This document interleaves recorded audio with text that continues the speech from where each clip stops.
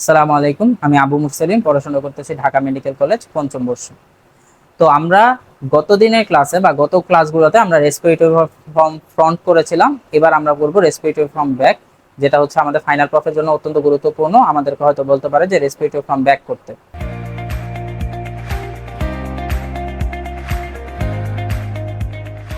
তো আমরা respiratory from back করার সময় আমরা হচ্ছে গিয়ে পেশেন্টকে প্রথমে হচ্ছে গিয়ে পেশেন্টকে আমাদের ইন্ট্রোডাকশন দিব, তারপর পেশেন্টের পারমিশন নিব, পারমিশন নিয়ে পেশেন্টকে এক্সপোজার করে নিব। তো আমরা এক্সপোজার, যেহেতু পেশেন্ট এক্সপোজ দিয়ে আছে, তাহলে আমরা হচ্ছে গিয়ে পারমিশনটা নিয়ে নেব পেশেন্টের। আসসালামু আলাইকুম বাবা, আমি আপনার পঞ্চম বর্ষের একজন শিক্ষার্থী, আমি আপনার উপর কিছু পরীক্ষা করব, আপনার কোনো সমস্যা হবে না, করতে পারি? আচ্ছা।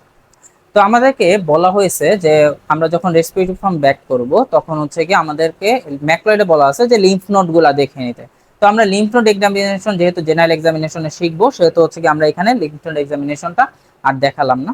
তাহলে এখানেও চারটা পার্ট আমাদের ফ্রন্টের মতো: ইন্সপেকশন, পালপেশন, পারকাশন এবং অসকালটেশন। তাহলে আমরা প্রথমে হচ্ছে ইন্সপেকশনটা করে নেব। ইন্সপেকশনটার সময় হচ্ছে কি আমরা পেশেন্টের চেস্টটা দেখে নেব। চেস্ট দেখে ল্যাটারাল চেস্ট ওয়ালটা দেখে নেব। ল্যাটারাল চেস্ট ওয়ালের মধ্যে কোনো স্কার মার্ক আছে কিনা, কোনো ইন্টারকোস্টাল ইনড্রয়িং আছে কিনা, কোনো সাবকোস্টাল রিসেশন আছে কিনা। তারপর হচ্ছে কি আমাদের চেস্টের মধ্যে আমরা পিছন থেকে হচ্ছে স্পাইনটা দেখে নেব, স্পাইনে কোনো ডিফর্মিটি আছে কিনা, কোনো হচ্ছে ভিজিবল ভেইন দেখা যাচ্ছে কিনা।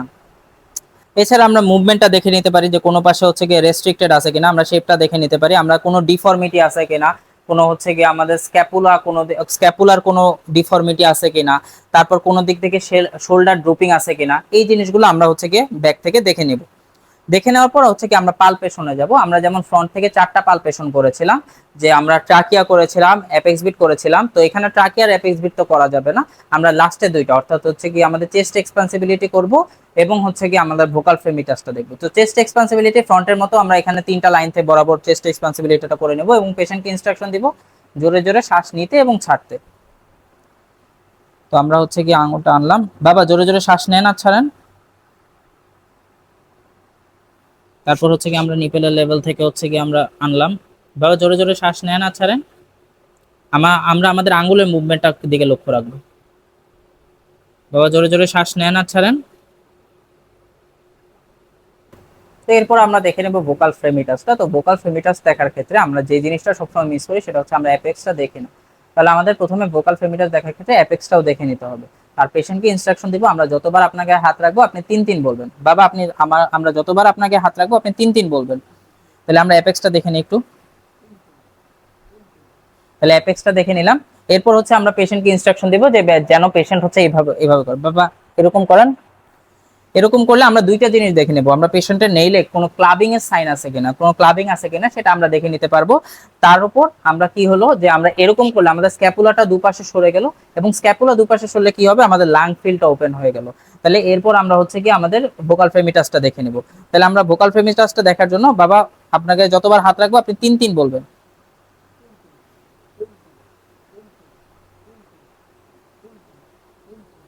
তাহলে আমরা 6 ইন্টারকোস্টাল স্পেস পর্যন্ত এখানে দেখে নিলাম। তারপর হচ্ছে কি আমরা ইনফ্রাস্ক্যাপুলার রিজিয়নে 7 থেকে বাকিগুলো দেখব। বাবা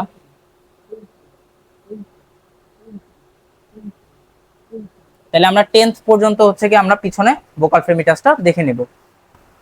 আচ্ছা, আমরা এবার পারকাস করে নেব। তো পারকাশনের ক্ষেত্রেও আমরা হচ্ছে অ্যাপেক্সটা আগে পারকাস করে নেব। অ্যাপেক্সটা পারকাস করার জন্য হচ্ছে কি আমরা হাতটা এখানে দিয়ে হচ্ছে কি আমরা অ্যাপেক্সটা পারকাস করে নেব। অ্যাপেক্সটা পারকাস করার পর এখানে যে মাসেলটা আছে এই মাসেলটার নাম হচ্ছে ট্র্যাপেজিয়াস। তো ট্র্যাপেজিয়াসের ক্ষেত্রে আমাদেরকে ম্যাকলয়েডে বলা আছে যে ট্র্যাপেজিয়াসের মধ্যে একটা পয়েন্টে পারকাস করলেই হবে। বাট আমাদের অনেক বইয়ে বলা আছে যে পারকাস করতে হয় তিনটা পয়েন্টে। যেহেতু আমরা ম্যাকলয়েডকে বেস হিসেবে ধরছি, আমরা একটা পয়েন্টেই পারকাস করব ট্র্যাপেজিয়াসের উপর। তাহলে ট্র্যাপেজিয়াস পারকাস করা শেষ। এরপর আমরা বলবো যে পেশেন্টকে এরকম হাতটা এরকম করতে, যাতে হচ্ছে স্ক্যাপুলাগুলো সরে যায় এবং লাং ফিলগুলো ওপেন হয়ে যায়। বাবা হাতটা এরকম করেন আগের মতো। হ্যাঁ, হাতটা যখন এরকম করবে তখন স্ক্যাপুলা গুলো দুই পাশে সরে গেল এবং লাং ফিলটা ওপেন হয়ে গেল, তখন আমরা হচ্ছে গিয়ে ইজিলি পারকাস করতে পারবো।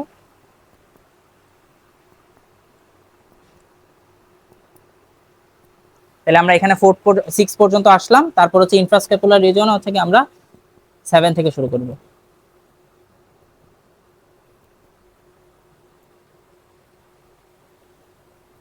তাহলে আমরা এখানে 10-3 পর্যন্ত হচ্ছে গিয়ে আমাদের বা 10 ইন্টারকোস্টাল স্পেস পর্যন্ত আমরা গেলাম পারকাশন।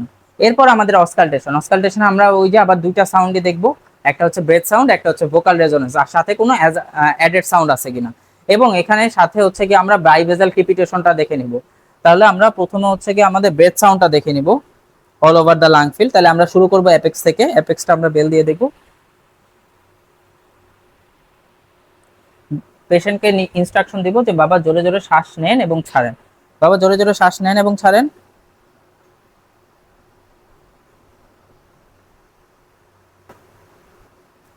তারপর হচ্ছে কি আমরা বাবা হাতটা এমন করেন।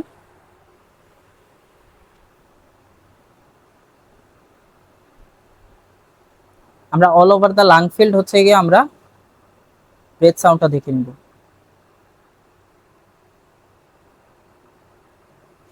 তাহলে এই পাঁচটা স্ক্যাপুলা আছে, আমরা নিচে চলে যাব।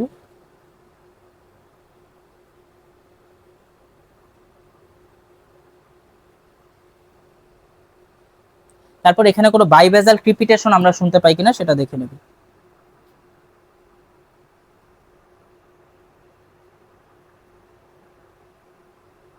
আচ্ছা, বাইভেজাল ক্রিপিটেশন পাওয়া যায় যে কোনো কারণে যদি পালমোনারি ইডেমা হয়, অর্থাৎ লেফট ভেন্ট্রিকুলার ফেইলিওরে আমরা মেইনলি বাইভেজাল ক্রিপিটেশনটা পাবো। তারপর হচ্ছে কি আমরা ভোকাল রেজোনেন্সটা দেখে নেব। ভোকাল রেজোনেন্স দেখার সময় আমরা পেশেন্টকে আগের মতো ইনস্ট্রাকশন দিব যে বাবা 3-3 বলবেন। আমি যতবার আপনার গায়ে স্টেথোস্কোপ রাখবো আপনি 3-3 বলবেন। তাহলে আমরা ভোকাল রেজোনেন্সটা একটু দেখে নেই। বাবা 3-3 বলবেন। বাবা হাতটা এমন করেন।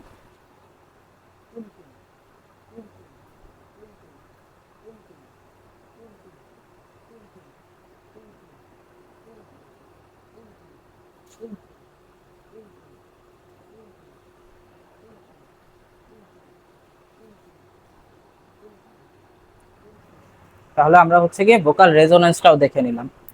তাহলে আমাদের রেসপিরেটরি ফ্রম ব্যাক এতটুকু পর্যন্তই আমাদের এক্সামিনেশন ছিল। আমরা হচ্ছে গিয়ে যখন বলবে যে তোমার এক্সামিনেশন ফাইন্ডিংস কি, তখন আমরা হচ্ছে গিয়ে ব্যাখ্যা করব। তাহলে আমরা এইভাবে ব্যাখ্যা করতে পারি। On examination of the respiratory system of this young gentleman reveals that shape is normal, movement is not restricted on either side, there is no visible vein, there is no spine deformity, lateral chest wall is normal, and there is no intercostal indrawing or subcostal recession. On palpation, chest expansibility is symmetrical on both sides and vocal fremitus is normal. On percussion, percussion note was resonant, যদি ডাল থাকে ডাল বলবো, যদি হচ্ছে কি hyper resonant থাকে hyper resonant বলবো। On auscultation, breath sound was vesicular, এখানে কখনোই breath sound নরমাল বলবো না, breath sound was vesicular অথবা হচ্ছে bronchial অথবা breath sound is vesicular with prolonged expiration, or there is no added sound অথবা added sound থাকলে added sound বলবো, biβasal crepitation থাকলে biβasal crepitation বলবো, আর বলবো vocal resonance is normal অথবা increase অথবা decrease যেটা আমাদের পাওয়া যায়। তো এই ছিল হচ্ছে কি আমাদের রেসপিরেটরি ফ্রম ব্যাক। আমরা মূলত হচ্ছে রেসপিরেটরি ফ্রম ফ্রন্টে হচ্ছে একদম ডিটেলসে কজোলজি সহ বলেছি, তাই রেসপিরেটরি ফ্রম ব্যাকে আর কজোলজি সহ বললাম না। তো আমাদের যখন শর্ট কেস এক্সামিনেশন করতে বলে এক এক স্যার এক একভাবে হচ্ছে প্রেফার করে আসলে এক্সামিনেশন। তো আমরা চেষ্টা করেছি হচ্ছে কি ম্যাকলয়েডের রেফারেন্স নিতে, সাথে হচ্ছে আব্দুল্লাহ স্যারের শর্ট কেসের রেফারেন্স নিতে, এবং আমরা হচ্ছে কি ওয়ার্ডে আসলে যা শিখিয়েছে আমাদের রেজিস্টার স্যার বা প্রফেসররা সেটার রেফারেন্স নিয়ে আমরা হচ্ছে কি একটা ভিডিও তৈরি করেছি। আশা করি সবার ভালো লেগেছে। সবাই ভালো থাকবেন, সুস্থ থাকবেন। আসসালামু আলাইকুম।